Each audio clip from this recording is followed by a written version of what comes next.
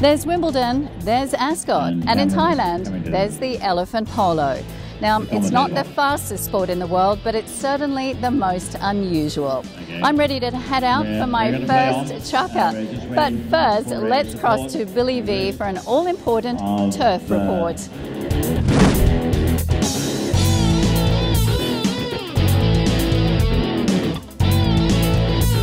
Thanks, Rain. Well, here on the sideline, I can tell you that the turf, it's a little bit damp, so I'm predicting there's going to be slow going today.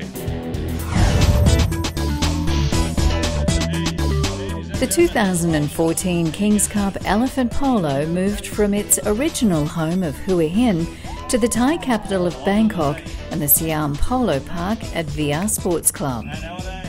A total of 50 street elephants took part in a fun event that got them off the nation's busy roads and into a green environment with plenty of space and food. The four-day festival, now in its 13th year, included a jumbo lineup of activities, as well as 16 teams battling it out on the field. Well, as they say in elephant polo, and rightly so, you could cut the tension with a knife. So Billy V's in the midst of all the action. So let's go join him. Well, Rain, it's all action out on the field. The semi-finals are on right now, and hang on, something's about to happen.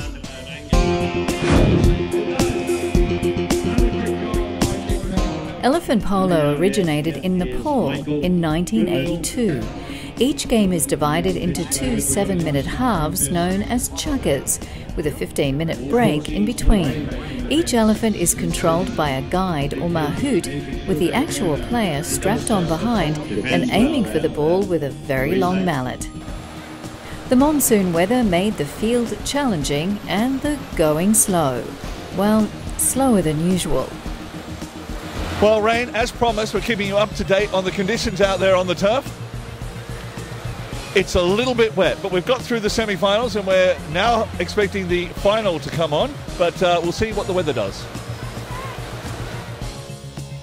The 50 players included Thai supermodels and movie stars, professional horse polo players, the somewhat daunting New Zealand All Blacks rugby team, and players from around the region. The spectators and entertainers were equally varied. So Sydney and Byron, thanks for your time. So the elements are a little bit against us today. Just a little. It's a beautiful day. It's a beautiful day here. Yeah, it's been like this pretty much all week. So unfortunately, we haven't had a lot of games, but there's been a lot of action. Yes. So how's the tournament gone? Has it been a good vibe, good atmosphere? Oh yeah, it's always a great, good. You know, the great people party here. Yeah. The people are wonderful. We always meet new people, and we always have this strong desire to come back and do it again. And everyone's here. You know, we know at the end of the day, we know what we're doing it for. You know, so it's all in good spirit. Everyone's being really sportsman-like. Yeah, it's fun. So the weather doesn't seem to have affected it too much. Everyone has still come out here and supported it, and the games have still gone on. Yeah, well, you know, it's like a big party, and it's like a big get together, because every year it's kind of the same group of people that come, and then you always have new people come to join and play and stuff, and so it's great because you meet each other once a year. You have a drink, and then bye, see you, and then I'll come back and see you again next year. So it's nice. And it's for a good cause as well. It's for a very good cause. Yeah. Now, it seems to have got bigger every year as well. Yes, I think that's one of the main reasons why they moved from Hua Hin to Bangkok, because it's gotten bigger, and the facilities there was just not enough, I suppose, so they had to come here. But it's kind of good because it gives gives people a chance to come who can't go to Hua Hin. Yeah. So it's good. So even more people come.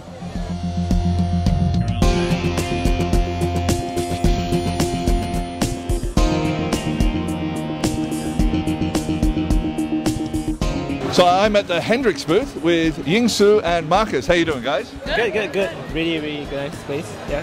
So elephant polo, is this your first year involved? No, this is our second year, and we did it a little bit more grander this year. We've got a public booth, we've got this, we've got a speakeasy as well. I think the guests here are gonna enjoy Hendrix Gin with us. Yeah. So what do you think about elephant polo? I think it's a really interesting sport. The elephants are really majestic creatures as well. And the fact that they're raising money for the elephants is all the more meaningful for the game as well.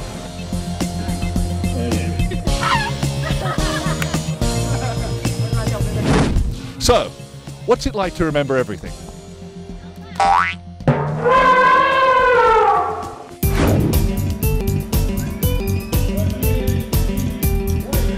Well, these events are all about sponsors, really, aren't they, too? It's very important. So, Mario and Guy, why did you get involved in the elephant polo? Well, we do a number of different sponsorships with the wine brand that we represent, Casiero.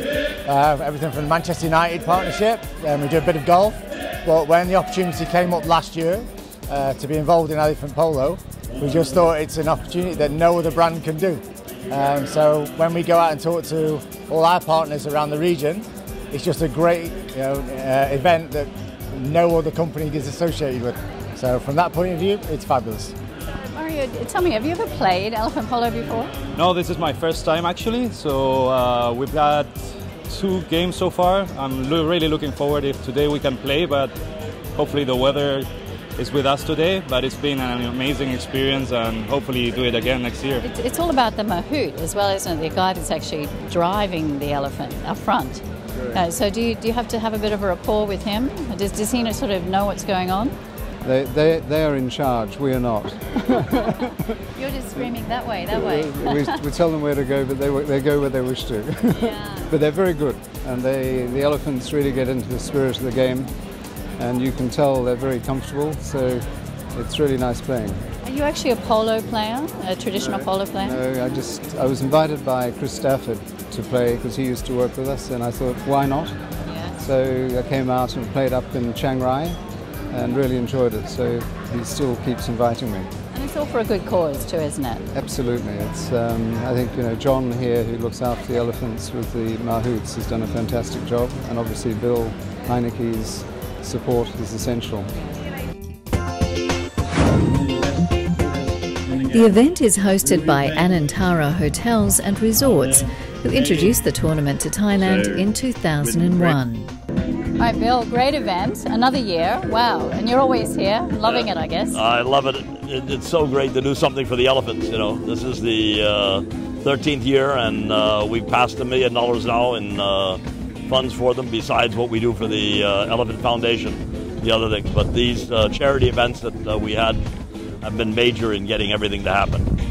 What about the move to Bangkok? Are you happy you've made the transition? Is that for a certain reason? Very much so. It's allowed more people to come, and there's more hotel rooms in Bangkok, so it's become a bigger event. The Tourism Authority has said that this is now the biggest event on their calendar, so we're really very pleased.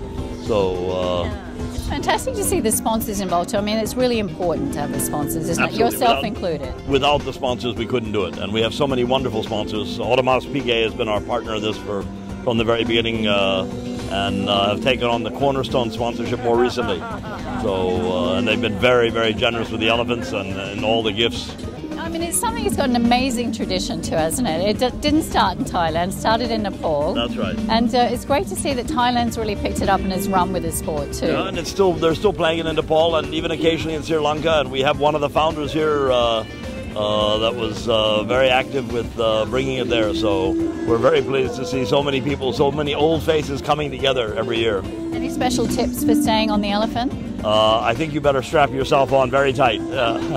You don't want to fall off an elephant. Oh no, I don't think so. Now you play yourself. I have played, but I'm not good enough to compete with these sort of world-class players.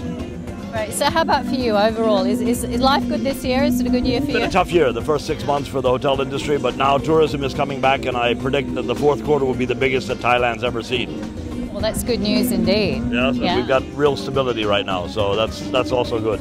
Right, well, good to see you out here again. Thank you very much. Nice to see you. All right, Honey Cup, everybody.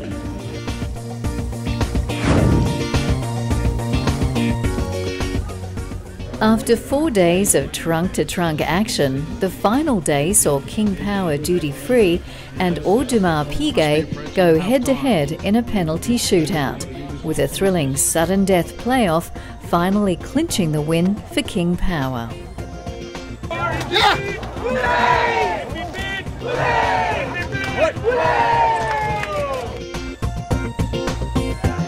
then it was time to celebrate.